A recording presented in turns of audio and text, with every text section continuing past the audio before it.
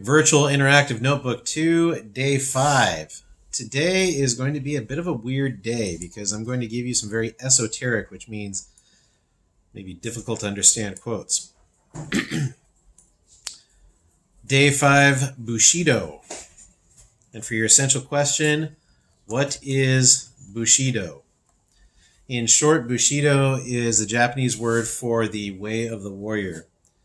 Bushi originally meant young man, and do is way. So kendo is the way of ken, or the way of swordsmanship in Japan. Taekwondo would be the way of taekwon in Korean. So bushido is literally the way of the young man. But young man in early Japan came to mean young male servant, which came to mean young male warrior servant. So the bushi is a young man who serves a lord in war. So Bushido would be the way of the warrior. I have included a link to a video. It's a weird video. It is Forrest Whitaker. You might remember him as, I don't remember his name, but he was in Rogue One. You'll recognize him. He was in a movie called Ghost Dog, which was about a Japanese book called Hagakure. And it's rated R. I'm not recommending that you watch it, but I like the way that he reads these quotes, and I didn't know that Hagakure existed. Hagakure was a book written by an actual samurai that was extremely popular, apparently, during World War II among the Japanese officer class. And all of this is to explain why the war in the Pacific was so difficult for the people who fought it. And in short, Japanese soldiers did not surrender.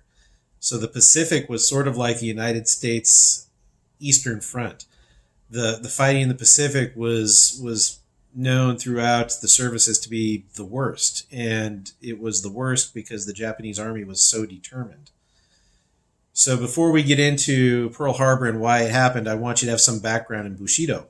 So you're going to watch the video, follow the link that I've included, and write down 4 things from the video. Try to interpret the quotes that you'll hear in the video in 4 ways.